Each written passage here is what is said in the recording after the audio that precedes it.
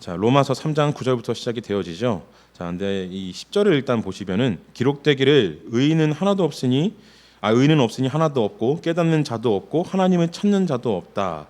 12절에서 모두 곁길로 행해 다 쓸모없게 됐다. 선을 행하는 자가 없으니 하나도 없다. 그리고 이제 그들의 목구멍 열려 있는 무덤이요, 이렇게 진행이 되는데, 자, 이 말씀이 시편 14편 1절과 3절에서 나옵니다. 제가 시편을 읽어 드릴게요. 어리석은 자는 그의 마음에 이르기를 하나님이 없다 하는도다. 그들은 부패하고 그 행실이 가증하니 선을 행하는 자가 없도다. 여호와께서 하늘에서 인생을 굽어 살피사 지각이 있어 하나님을 찾는 자가 있는가 보려 하신즉 다 치우쳐 함께 더러운 자가 되고 선을 행하는 자가 없으니 하나도 없도다라고 말씀을 하고 있습니다.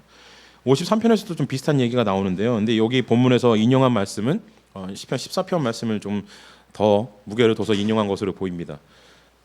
시편 14편 말씀을 인용을 해서 바울이 하고자 하는 말이 뭐냐면요, 하나님의 초월에 다가갈 수 있는 사람이 없다라는 겁니다. 자, 이게 무슨 얘기냐면요, 우리가 하나님을 인식할 때 어떻게 인식을 하냐면은 신이죠. 신이라고 인식을 합니다. 전지전능하신 분, 그렇게 인식을 해요. 그래서 우리와는 좀 별개의 존재로 인식을 해요. 그죠? 우리가 분리되어 있고, 분리되는 것도 맞지만요, 우리가 분리되어 있고 우리와는 아예 존재 근원 자체가 다르다고 생각을 합니다. 그래서 하나님의 초월에 접근을 할 때, 하나님의 권능에 접근을 할 때요, 이것이 우리에겐 불가능하다라고 포기를 하는 경우가 종종 있어요. 예. 그래서 우리가 일반 세상을 살아갈 때 다른 종교나 아니면 어떤 구도의 길을 걸어가면서 해탈의 경지에 이른 사람들을 보면은 되게 멋지고 존경하고 그러죠. 뭐 간디라든지 뭐 소크라테스 같은 사람도 들어가겠고요. 4대 성인에 들어가는 뭐 부처도 들어가겠고, 그죠?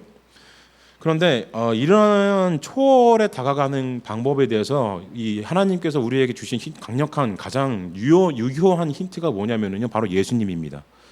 인간이 정말로 초월에 다다를 수 없는가? 하나님의 그 권능의 위치에까지 갈 수 없는가? 그러면 그렇지 않다라는 것을 보여주신 분이 바로 예수님이시죠. 이것은 굉장히 중요한 단서예요. 왜 중요하냐면요, 우리가 인간의 범주를 넘어서는 초월적인 능력을 얻어서 하나님의 경지에 다다른다는 의미가 아니라 하나님이 원하시는 바의 삶을 살아갈 수 있는 힘이 우리에게 있다는 걸 의미합니다.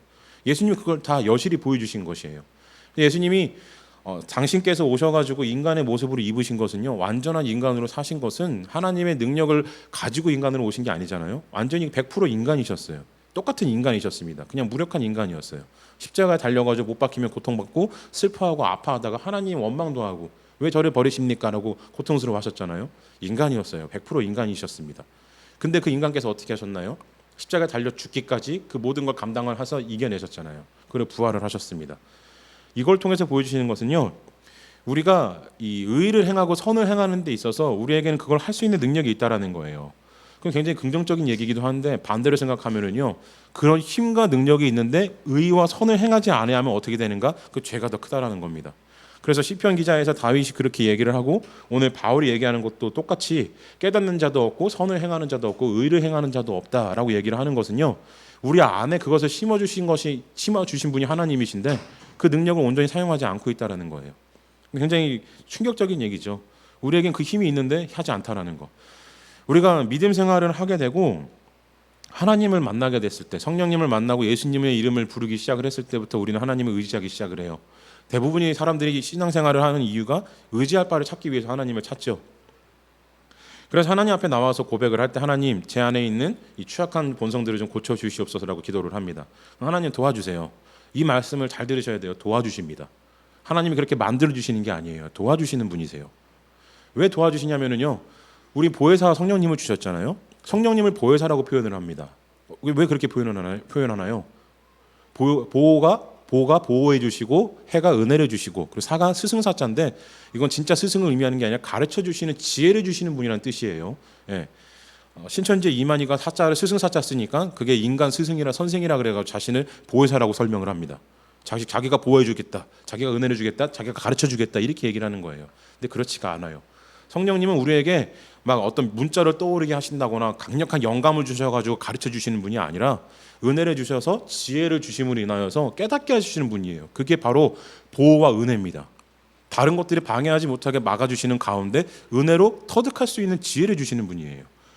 왜 이게 중요하냐면요, 우리가 구원을 얘기할 때 제가 로마서 설교할 때도 한번 말씀을 드렸는데 바울이 로마서에서 표현할 때 뭐라 그러냐면요, 복음을 내복음이라고 그래요. 내복음. 그래서 제가 말씀을 드렸죠. 왜 내복음이냐면은 예수 그리스도와 다른 복음이 아니라 예수님의 복음이 나의 전체가 되어버렸기 때문에 복음은 나하고 떨어질 수가 없는 게 되는 겁니다. 예수님의 복음이 내 복음이 되어버린 거예요. 이게 왜 중요하냐면 여러분, 아까 앞에서 말씀드렸죠. 하나님을 우리가 별개의 존재로 생각을 한다고요. 근데 바울이 뭐라 그랬다고요? 내 복음이라 그래요. 하나님의 능력이 내 것이라고 표현을 합니다. 찬송할 때도 그러잖아요. 나의 하나님, 그러죠? 나의 예수님. 외국 찬송가의 외국 CCM에 그런 노래도 있었어요. 예전에 Jesus, You are mine. 당신은 나의 것입니다. 그래서 이제 좀 보수적인 이런 전도사님들, 신학생들이 굉장히 화낸 적이 있었어요. 그 찬양을 듣고 아니 어떻게 하나님을 소유할 수 있다고 이런 말도 안 되는 얘기 써놓냐 막 이래요. 근데 여러분, 우리도 나의 하나님이라고 표현하잖아요. 나애라는 것은 나의죠. 나애가 아니라 나의 하나님이라는 것은요, 소유격이에요. 내가 가졌다라는 거예요. 네. 내가 하나님 어떻게 가집니까? 하나님의 은혜가 하나님 안으로 나를 이끌어 주셔서 그 초월을 내가 가질 수 있게 되는 거예요. 하나님의 권능과 은혜를 내가 내 것으로 가지게 되는 겁니다. 그때부터 복음은 나하고 별개가 될 수가 없어요. 하나님의 권능은 나하고 따로 떨어질 수가 없습니다. 그래서 나의 복음, 나의 은혜. 그래서 기독교의 개신교의 기독교 통틀어서 신앙 고백은요, 개인의 고백이에요. 하나님의 고백이 아닙니다. 성령님의 고백이 아니에요. 누구의 고백입니까? 나의 고백이에요. 내가 고백하고 내가 믿고 내가 의지하는 바, 내가 은혜를 받아야 되는 거예요. 그런데 오늘 바울이 말씀하시잖아요. 의인이 없대요. 의인이 없고 하나도 없답니다. 그리고 선을 행하는 사람도 없대요. 선과 의에 대해서 또 제가 설명드린 적도 있는데 복잡하니까 이걸 다시 또 설명드리면 너무 반복하는 거니까요. 간단하게 말씀드리면요, 선은 하나님의 성스러운 의지예요. 선은 하나님만이 하실 수 있는 겁니다. 그래서 하나님을 닮은 사람은 선을 따라해요. 하나님의 선을 그대로 닮아갑니다. 착한 것을 좋아하고 선한 것을 좋아하고 깨끗하고 밝은 것을 좋아하죠.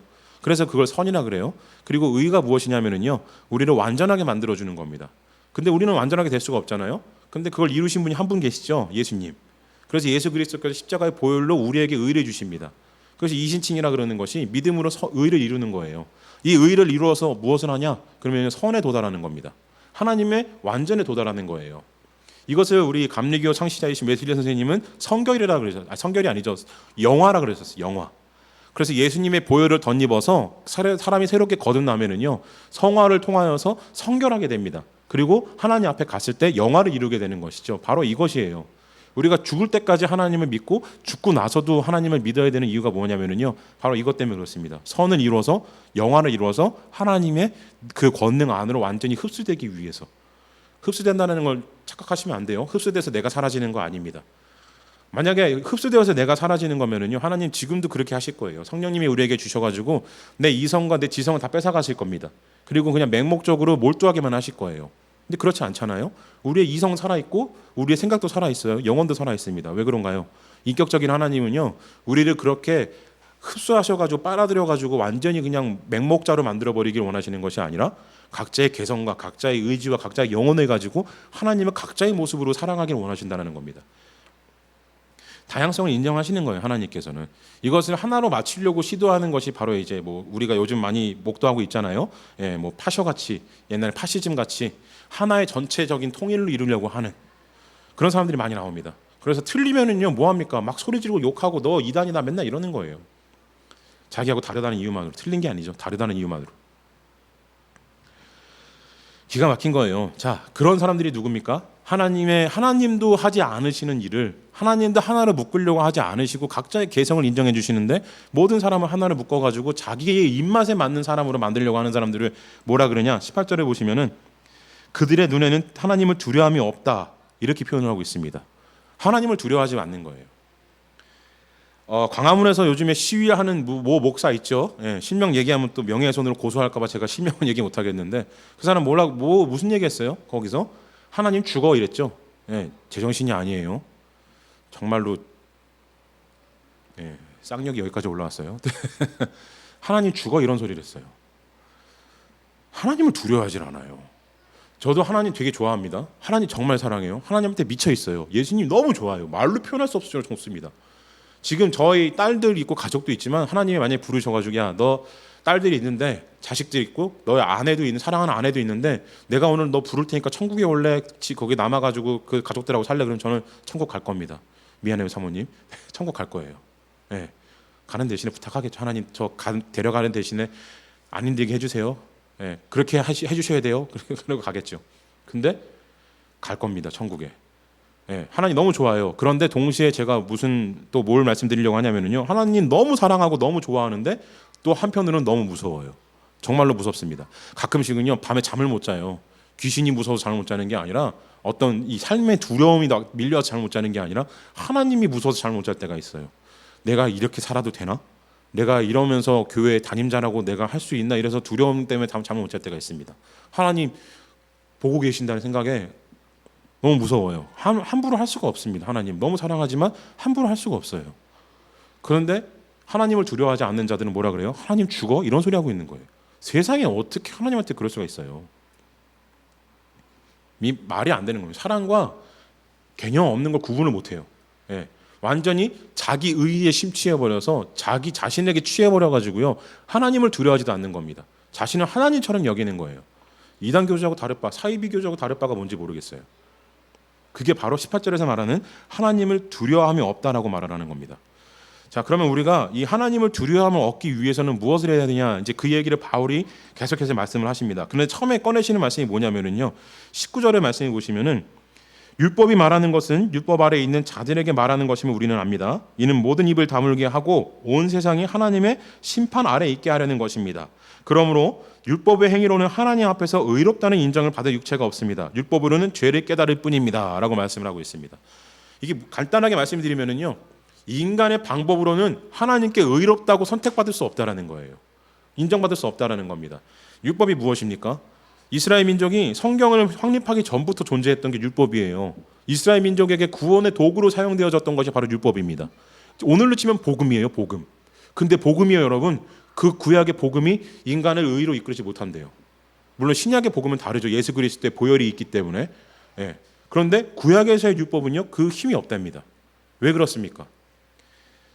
두 가지 의미가 있어요. 첫째로는 이스라엘 민족이 율법 자체로만 받아들였기 때문이에요.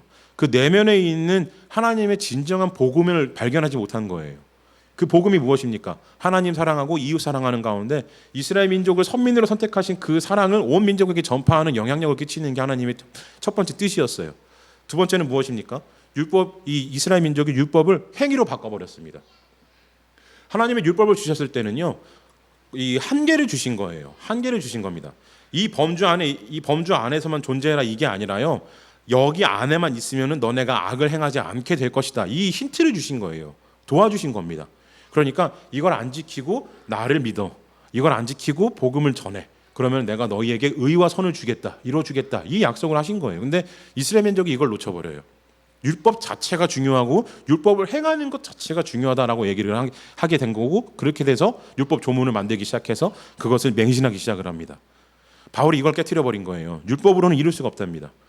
하나님을 만나는 데 있어서 사람의 행위로는 이룰 수 있는 게 아무것도 없다라는 거예요. 그럼 무엇입니까? 율법으로는 오직 뭐만 한다고요? 죄를 깨달을 뿐이라는 거예요. 자, 이 죄를 깨닫는 게 무엇이냐면요. 하나님께서 한계를 주셨다 그랬잖아요. 그거예요. 죄를 깨닫는다는 것은요. 인간이 아무리 성결하려고 노력을 하고 정결하려고 노력을 하고 의롭고 선하려고 많은 것을 행한다고 할지라도 그 끝에서 기다리고 있는 게 무엇이냐면요. 나는 여기서 끝이구나. 이걸 깨닫는다는 거예요. 이 이상 할 수 있는 게 없구나. 이걸 깨달아 버린다는 겁니다. 우리 불교에서 그 해탈하신 유명한 그 승려 분 계시잖아요. 성함이 갑자기 기억 안 나요. 성철 스님. 네, 성철 스님께서 말씀하셨잖아요. 산은 산이요, 물은 물이로다. 물론 이제 불가에서 얘기하는 의미와 제가 해석하는 건 좀 다르겠지만, 제가 그 말씀을 듣고 깨달은 게 무엇이었냐면요. 그래, 산은 산이고 물은 물이지. 사람은 사람일 뿐이야. 해탈한다고 해서 사람의 범주를 벗어나는 초월적인 경험을 한다고 해서 사람이 신이 되지는 않아요. 그죠? 성철 승려님께서도, 성철 스님도 죽으셨잖아요. 예. 이게 무엇입니까? 인간이 해탈을 한다고 할지라도 인간의 범죄에 묶여 있다라는 거예요. 그래서 이 인간이 완전한 의와 선을 이룰 수가 없다라는 겁니다. 그럼 우리가 율법을 통해서 알 수 있는 것, 인간의 행위를 통해서 알 수 있는 것이 무엇인가 하면은요, 바로 하나님의 초월과의 이 거리를 깨닫는다라는 거예요. 율법을 온전히 지켜 행해가지고 율법을 달달달달 외워가지고 흠도 없이 하나의 흠도 없이 완전히 다 행해서 지키면은요 깨닫는 게 무엇이냐면 야 이제 나는 구원받았다 이걸 깨닫는 게 아니라 내가 하나님하고 이렇게 거리가 멀었구나 이걸 깨닫는다는 거예요. 그리고 심지어는요 이 율법이 완전하여진 신약 이후에도 무슨 일이 일어나냐면요 바울이 디모데전서 1장 15절에 말씀하셨잖아요. 뭐라 그러십니까? 나는 죄인 중에 괴수다라고 표현을 해요. 이게 무엇이에요? 인간은요 하나님의 율법을 통하여서 깨달을 수 있는 바가 무엇이냐면은 내가 얼마나 초라한 존재인지만을 깨닫는다는 겁니다. 율법은 완성을 이룬 이후에도 바울도 이런 얘기를 했잖아요. 그렇기 때문에 인간이 깨닫고 인간이 할 수 있는 행위로 도달할 수 있는 범주는요 내가 얼마나 작은지 하나님의 그 아득하게 먼 초월하심이 얼마나 먼지를 깨닫는 데 국한되어 버린다는 겁니다. 더 이상 나갈 수가 없어요. 예수님께서 마태복음 11장 28절 30절에서 말씀하시기로는 수고하고 무거운 짐진 자들아 다 내게로 오라 내가 너희를 쉬게 하리라 나는 마음이 온유하고 겸손하니 나의 멍에를 메고 내게 배우라 그리하면 너희 마음이 쉼을 얻으리니 이는 내 멍에는 쉽고 내 짐은 가벼움이라 하시니라 라고 말씀하셨죠. 자, 이 말씀이요 예수님께서 말씀하신 겁니다. 예수님께서 우리에게 늘 하시는 말씀이 아니죠. 제가 늘 드리는 말씀이 예수님의 가르침 중에 가장 중요한 것 중에 하나가 무엇이냐면은 자기 십자가를 지는 거예요. 자기 부인하고 자기 십자가를 매일 지는 겁니다. 근데 이게 쉬운 일이 아니잖아요. 그래서 예수님 말씀하신 거예요. 예. 수고하고 무거운 짐진 자들아, 내가 다 들어줄게. 이 말씀하시는 겁니다. 곧 우리가 하나님을 찾기 위해서 하는 모든 행위들, 하나님으로부터 받은 모든 사명과 소명을 행하는 데 있어서 그 무거운 짐을 예수님이 도울 힘을 주시겠다라는 거예요. 그런데 이 도우심을 받은 바울이 뭐라 그랬냐면요, 나는 죄인 중에 괴수다라고 얘기를 했다라는 거예요. 이게 무엇입니까? 인간으로서 할 수 있는 일은요, 인간의 몸을, 인간의 육신을, 인간의 영혼을 가지고 깨달을 수 있는 바가 무엇이냐면요, 예수님처럼 완전한 초월을 이룰 수 있는 게 아니라 한계에 도달하는 것밖에 할 수 없다라는 겁니다. 예수님은 인간인데 완전히 이루셨다고 했는데 말이 앞뒤가 안 맞아 이렇게 생각할 수가 있는데, 자, 예수님처럼 이루려면요 우리가 무엇을 해야 됩니까? 태어나면서부터 성결해야 돼요. 어릴 때부터 성결해야 됩니다. 근데 이미 저는 글렀어요. 예, 요즘 인터넷에 유행하는 말로 이생에선 글렀어. 예, 그렇죠? 인간의 마음속에 죄악이 하나라도 있다라는 거예요. 그래서 바울이 얘기하잖아요. 예수님처럼 이룰 수 없다는 걸 깨달은 거예요. 왜? 마음속에 죄악이 남아있기 때문에. 죄인 중에 괴수 같은 그 추악하고 흉측하고 무서운 마음이 숨어 있었기 때문에. 예수님인데 이걸 초월하신 거예요. 그렇기 때문에 초월이라고 얘기를 하는 겁니다. 하나님으로 이루신 게 아니기 때문에, 인간의 모습으로 이루셨기 때문에 우리도 그걸 따라갈 수는 있어요. 예. 우리 많은 이 성인들 보잖아요. 우리 개신교인 성인은 인정하지 않습니다만은 천주교라든지 아니면 뭐 동방전교회 같은 곳에, 동방교회 같은 데 보면은 성인들을 많이 인정하잖아요. 그 성인들 왜 성인으로 추앙받습니까? 예수님 닮아가려고 많은 것들을 다 이겨냈기 때문에 얘기를 하잖아요. 그죠? 다만 그들은 예수님이 아니니까, 성자 하나님이 원래 본체 성자 하나님이 아니시니까 예수님과 같이 이런 기적들을 완전히 보일 수는 없어요. 부분적으로밖에는 할 수가 없습니다. 자, 그러나 어쨌든 예수님이 보여주신 것은 바로 이런 거라는 거예요. 우리가 이룰 수 있지만 근데 그 안에 더러운 게 있다라는 겁니다. 그래서 예수님이 보여주신 것은요, 너희들에게는 그걸 이룰 수 있는 힘도 있고 그런 권세도 있다. 그걸 하나님께서 심어주셨다. 그 힘을 내가 온전히 보여줄게. 그리고 보여주신 예수님이시고요. 바울은 무엇을 했습니까? 이것을 할 수는 있지만 우리 안에 있는 죄악이 얼마나 큰지에 대해서 보여준 거예요. 바울이. 그래서 우리가 이룰 수 없는 이유가, 왜 우리는 예수님처럼 될 수 없을까? 바로 이 때문이다. 이 얘기를 하고 있는 겁니다.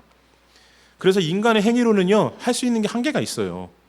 우리가 아무리 열심히 공부를 하고 학문을 쪽으로 파고들어서 성경을 달달달 통달을 한다고 할지라도요, 그것은 인간적인 행위입니다. 한계가 있다라는 거예요. 그것을 한 다음에, 정말로 그 모든 것을 이룬 다음에 인간의 범주를 넘어설 것 같은 많은 지식과 많은 경험과 많은 깨달음을 얻은 이후에 우리가 얻는 게 무엇이냐면은, 결국에는 나는 인간 죄인 중에 괴수였구나, 이걸 깨닫는다는 거예요. 그래서 하나님과의 거리만이 더 크게 느껴질 뿐입니다.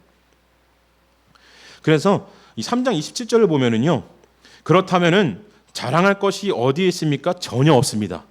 어떤 법으로입니까? 행위로입니까? 아닙니다. 오직 믿음의 법으로입니다. 이렇게 말씀하고 있어요. 자, 바로 이거예요. 우리가 인간의 행위로는 도달할 수 없고 인간의 행위로는 자랑할 것도 없습니다. 하나님의 의와 선에 도달할 수가 없어요. 그런데 무엇으로 도달할 수 있다고 얘기를 하나요? 바울이 바로 믿음으로 도달한다는 겁니다. 이게 바로 이신칭이에요. 예, 믿음으로 의를 칭함받다. 근데 이 이신칭이도요, 그 성경 말씀에 이제 로마서 분석을 하고 이렇게 공부를 해보면은 이신칭의가 우리를 완전한 의로 인도하는 게 아니라요. 불완전하지만 아까 이게 말씀드렸잖아요. 바울이 밝히는 거는 인간이 얼마나 취약한 존재인지를 밝힌다고 말씀드렸잖아요. 취약한 존재고 약한 존재고 무서운 존재지만 하나님이 그럼에도 불구하고 그들을 의롭다고 여겨주신다라는 거예요. 의롭다고 불러주신다라는 겁니다. 그래서 믿음으로 의를 이룬다는 것은요. 다시 한번 믿음으로 들어가는 거예요. 아, 내가 믿음으로 인하여서 예수님이 나는 의롭지 않지만 의롭다고 불러주시는구나. 그럼 이제 의를 이루기 위해서 무엇을 해야 됩니까? 하나님 안으로 들어가야 돼요. 그게 바로 성령 충만입니다. 우리는 성령 충만을 생각할 때요. 내가 열심히 예배드리고 은혜 받기를 사모해가지고 성령님이 내 안에 은혜를 부어주시고 내 안에 오셔가지고 나를 넘치게 해주신다라고 생각을 하는데 반대예요, 여러분. 곰곰이 생각을 해보세요. 성령님은 어떤 분이시냐면 하나님이세요. 하나님이 우리 안에 이 모시는 건 맞아요. 근데 모신다는 말이 진짜 하나님이 요만해가지고 우리 안에 들어가세요 이렇게 하는 게 아니잖아요. 예, 뭡니까? 오히려 반대예요. 하나님 안에 들어가는 겁니다. 우리가 하나님께 완전히 포함이 되어서 소속이 되어서 이제는 제가 하나님 것입니다. 제가 하나님의 성전으로 쓰임 받을 테니까 하나님 제 마음에 제 영혼에 제 육신에 좌정하여 주셔서 저를 인도해 주세요. 이렇게 고백을 드리는 게 하나님이 우리 안에 모신다는 의미예요. 그렇다는 얘기는 뭡니까? 성령의 충만함을 받는다라는 것은요. 성령님을 내 안에 이렇게 끌고 와가지고 성령의 은혜를 갖다 받아 와가지고 나를 채워내는 게 아니라 반대입니다. 내가 하나님 안으로 들어가는 거예요. 성령님 안에 들어가는 겁니다. 그 은혜 안으로 빠져 들어가는 거예요. 그렇게 온전히 빠졌을 때 비로소 내가 채워지게 되는 겁니다. 오늘 불가 얘기를 좀 많이 하는데요. 예.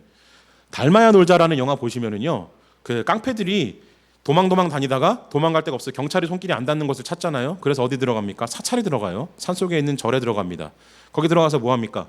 행패 부리면서 야 우리 안 나갈 거야 막 이러잖아요. 그 스님들은 내보내려고 막 그러시고 그래서 둘이 싸워요. 두 그룹이 나뉘어가지고 스님들하고 깡패들하고 싸웁니다. 근데 이 스님들이 싸움도 잘해요. 예. 못 이기니까 무술로도 못 이기고 힘으로도 못 이기니까 어떻게 합니까? 그래도 안 나갈 거야. 그러니까 그러면은 주지 스님한테 여쭤봐가지고 스님이 내주시는 해결책을 따르자. 그래서 갔더니 스님이 문제를 내세요. 무슨 문제를 내시냐면 주지 스님이 독을 하나 주세요. 독을 2개를 주십니다. 근데 독이 다 밑이 깨져 있어요. 물이 새는 독이에요. 밑 빠진 독이에요. 이 밑 빠진 독에다 물을 가득 채우라 그래요. 그래서 죄송합니다. 그래서 두 그룹 이 깡패들하고 스님들이 가진 방법을 다 동원합니다. 막 고무신으로도 막아보기도 하고 배로 이렇게 막 가가지고 막아보기도 하고 어떤 스님은 그 독 안에 들어가가지고 제가 사는 산이요 물은 물입니다 그러면서 제가 물이고 제가 자연이니까 저를 채우면 물을 채우는 것입니다 그랬더니 스님이 고무신을 집어던지잖아요. 물 채우랬더니 헛소리하고 있어 막 그러면서 근데 그때 이제 주인공이었던 박신양이 갑자기 번뜩하더니 항아리를 들고 갑니다. 어디로? 막 뛰어가요. 그러더니 어디로 가냐 그랬더니 연못에 가가지고 항아리 연못에 던져버립니다. 그랬더니 항아리가 연못에 빠져요. 그걸 뭐라 그러냐면요.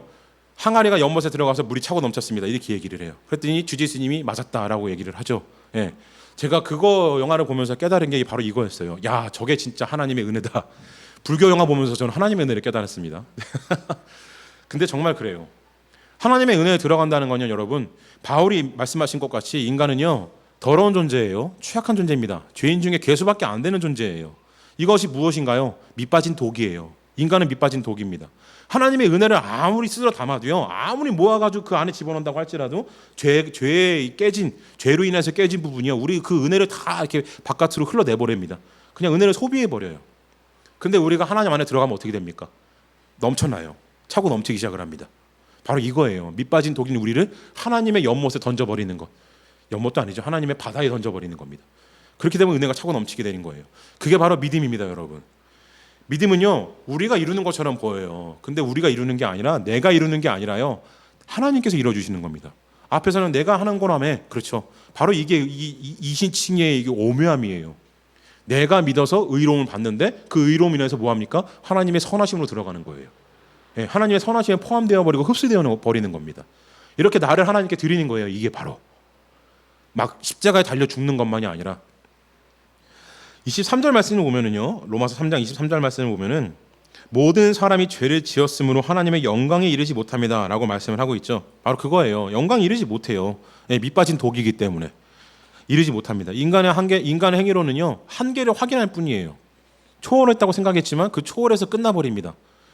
이게 무슨 표현이냐면은요, 인간이 인간의 범죄를 넘어서면은요 초월할 수 있어요. 해탈할 수 있습니다. 그런데 그거를 하면은요, 그 다음에 나오는 게 무엇이냐면은 초월의 세계가 나오는 게 아니라요, 초월을 건드리기만 하는 거예요. 그럼 거기서부터 또 초월도 아득히 먼 곳에 이 범주가 있는데 거기에 도달하지 못한다는 겁니다. 안타까운 존재예요. 인간은 슬픈 존재죠. 그런데 뭐라 그랬다고요? 27절에서 오직 믿음의 법으로 자랑할 수 있을 만큼 하나님의 이 선함이, 의로우심이 우리에게 주어진다라는 거예요. 자, 그래서 그 다음 말씀을 보시면은요, 로마서 4장으로 넘어갑니다. 4장 1절에 보시면은, 그러면 우리가 육신에 따라 우리의 조상이 된 아브라함이 무엇을 얻었다고 말할 수 있겠습니까? 만일 아브라함이 행위로 의롭다는 인정을 받았다면 자랑할 것이 있겠지만 하나님 앞에서는 없습니다. 성경은 무엇이라고 말합니까? 아브라함이 하나님을 믿으니 이것이 그에게 의로 여겨졌다라고 합니다. 자, 바로 이거예요. 아브라함은 의로운 사람이었습니다. 행위가 의로운 사람이었어요.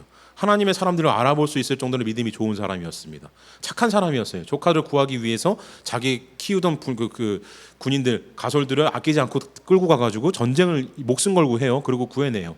예. 그리고 조카 롯과 함께 잘 살다가 분량이 많아져서 구해록이 전 일이지만요. 예. 사람이 많아져 재산이 커지니까 다툼이 일어나니까 어떻게 합니까? 조카 롯에게 양보하잖아요. 네가 먼저 선택해라. 너 좋은 곳으로 가라. 나는 그 다음에 갈게. 아브라함은 굉장히 의로운 사람이었습니다. 근데 그것을 성경에서 뭐라 그럽니까? 의롭다고 이야기하지 않아요. 무엇을 의롭다고 하나요? 믿음을 의롭다고 해요. 그 믿음으로 인해서 의롭다고 칭함을 받은 겁니다. 바로 이것이에요. 우리의 믿음이라는 것은요, 하나님과 연관이 되어 있지 않으면요, 그것은 아무런 가치와 의미가 없어요. 오직 우리가 죄인 된 것만을 밝혀 보여줄 뿐입니다. 하나님 앞에서 의로울 수 있는 자가 아무도 없기 때문에. 그래서 아브라함이 우리의 믿음의 조상이 되는 이유가 바로 여기 있는 거예요. 다른 사람들도 아니고 아브라함이 의롭다고 하는 것은 그의 믿음이 하나님을 온전히 의지했기 때문입니다. 하나님을 온전히 찾았기 때문이에요. 바로 이것이 율법의 기본 정신이었어요.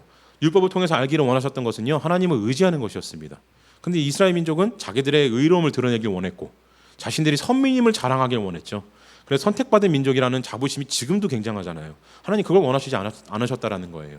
아브라함과 같이 착하고 선한 마음으로, 양보하는 마음으로, 두 번째 되려고 하는 마음으로, 오로지 사람들을 세우려고 하는 마음을 원하셨다라는 거예요. 근데 이게 없었어요. 이스라엘 민족에게, 안타깝게도. 근데 그 안타까움이 없었으면 예수님도 안 오셨겠죠. 그런 예수님 오셔야 되는 일이었기 때문에. 근데 어쩔 수 없는 일이었을 겁니다. 네. 바울이 이 로마서 3장과 4장에서 하시는 말씀이 뭐냐면요, 우리가 믿음으로 살아갈 때 어떤 모습으로 살아가는지에 대해서 말하고 있는 거예요. 인간에게 율법을 주시고요, 하나님 법을 주셨습니다. 하나님의 이 지혜와 지식도 주셨어요. 성경도 주셨잖아요. 그래가지고 우리가 지켜야 되는 바, 깨달아야 되는 바를 다 알려주셨어요. 자, 그러면 여러분 잘 생각을 해보세요. 바울이 말한 바 믿음으로 하나님께 의로움을 받았다고 한다면요, 율법도 필요가 없어요. 성경도 필요가 없습니다. 오직 그냥 하나님, 예수 그리스도, 성령님만 알면 되잖아요. 근데 왜 이렇게 많은 편지를 쓰고, 왜 성경 말씀을 주고, 왜 예수님을 율법의 완성이라고 표현을 하는 겁니까? 그 이유는요, 우리가 율법을 행할 때 있어서, 말씀대로 살아가는 데 있어서 이것을 행위라고 생각하기 때문에 이것이 필요 없다라고 여기는 거예요. 그런데 행위가 아니라, 앞에도 말씀드렸잖아요. 바울이 예수님의 복음이 내 복음이 되었다라고 얘기하듯이, 성경 말씀이요, 내 말씀이 되면은, 성경의 모든 율법과 모든 가르침이 내 말씀과 내 가르침이 되면은요, 그때부터 내가 성경을 따라하고 율법을 행하는 것이 행위가 되는 게 아니라 그냥 믿음이 되는 겁니다. 믿음은 제가 전에도 말씀드렸지만, 믿음이란 단어는요, 우리가 명사로 쓰지만 동사예요. 네, 믿음은 명사가 아닙니다. 고정되어 있지 않아요. 움직이는 거예요. 믿음은 행하는 겁니다. 인간이 할 수 있는 것을 행하는 것이 아니라 내가 드릴 수 있는 최선을 다 드리는 거예요. 최선을 다 드려도 부족한 거예요. 왜? 최선을 다해도 인간의 한계만을 확인하기 때문에, 초월에 도달할 수 없기 때문에. 그래서 우리는 내가 할 수 있는 최선을 다 하나님께 드리고 그때 의탁 드리는 겁니다. 하나님, 제 믿음의 행위를, 제 믿음의 삶을 보셨죠? 이 삶을 하나님의 의로움과 선하심으로 덮어 주시옵소서. 하나님의 은혜 안으로 거하게 허락해 주시옵소서. 이 간구가 우리의 믿음이라는 겁니다. 아무것도 안 하고 제로에서 하는 게 믿음이 아니에요. 아무것도 안 하는데 하나님 언젠가 은혜를 주시겠지, 이런 거 없다고 제가 늘 말씀드려요. 어느 사람을 만나든지 간에 그런 거 없습니다. 하나님을 믿는다라는 것은요, 계속해서 분주하게 끊임없이 움직이는 거예요. 그렇다고 해가지고 교회에서 여러 가지 일들을 막 노동과 같은 노역과 같은 정말 고통스러운 일들을 기쁨으로 다 감당해라 이런 말씀 드리는 거 아닙니다. 뭘 뜻하는 거냐면요, 우리가 그렇게 옳은 일이라고 생각했던 것들, 하나님이 좋아하실 거라고 우리의 믿음을 성장시킬 거라고 생각했던 그 모든 믿음들, 모든 행위들이요 그냥 율법적인 행위였다라는 거예요. 그럼 도대체 뭘 해야 된다는 거야? 이 생각하실 수가 있어요. 뭘 해야 됩니까? 성경 말씀에 따르는 거예요. 네, 말씀을 따르는 겁니다. 말씀을 따르는 거 쉽지가 않아요. 66권 이렇게 두껍잖아요. 네, 이렇게 두꺼워요. 이 두꺼운 거 읽는 것도 고통이에요. 솔직히 고백드리면 저도 힘들어요. 저도 성경 말씀 재밌는데 어떨 때 정말 고통스러워요. 너무 길어가지고. 그리고 말씀이 설교 준비하다가 본문이 떠오르는데 그게 어디 구절인지 모를 때는요 정말 고통스러워요. 인터넷 검색으로도 안 나올 때가 있어요. 그 맥락만 기억하고 있을 때 정말 고통스러워요. 그러면은요 읽는 수밖에 없어요. 계속해서 읽어야 돼요. 예, 어쩔 때는 3일 동안 읽은 적도 있습니다. 그 한 구절 찾아내려고. 그렇죠. 하나님 참 우리한테 너무 많은 걸 주셔가지고 너무 힘들어요 읽는 게. 그럼 여러분 뭘 하면 되냐면요 하나만 하시면 돼요. 예, 처음으로 시작할 수 있는, 내가 할 수 있는 믿음으로서 사는 행위, 믿음으로서 하는 삶, 동사로서의 믿음, 그것은 무엇이냐면요 바로 하나님을 생명을 다해서 사랑하고, 둘째 하나님과 똑같이, 하나님 사랑함과 똑같이 내 이웃을 사랑하는 것을 시작하는 겁니다. 여기서 시작하는 거예요. 어려우시면은요 그것만 하시면 됩니다. 성경 말씀 읽는 것도 중요해요. 공부해서 영성을 올바르게 쌓아가는 것도, 바르게 갈고 닦는 것도 굉장히 중요한 일입니다. 근데 그것은요 부차적인 일이에요. 2차적인 일입니다. 우리가 가장 먼저 해야 되는 게 뭐냐면요 하나님 사랑과 이웃 사랑을 내 목숨과 같이, 내 몸과 같이 할 수 있느냐, 이거부터 먼저 따져봐야 돼요. 이것이 안 되는 사람이요 아무리 성경을 많이 읽어도, 아무리 좋은 양서를 읽고 좋은 설교를 들어서 좋은 프로그램을 한다고 할지라도요 변화되는 게 아무것도 없어요. 바뀌는 게 아무것도 없습니다. 하나님의 초월에 도달할 수가 없어요. 하나님의 은혜는요 어떤 화려한 것들, 많은 것들, 수많은 은사들과 달란트를 보여주는 것에서 나오는 게 아니라 하나님 사랑하면서 나오는 겁니다.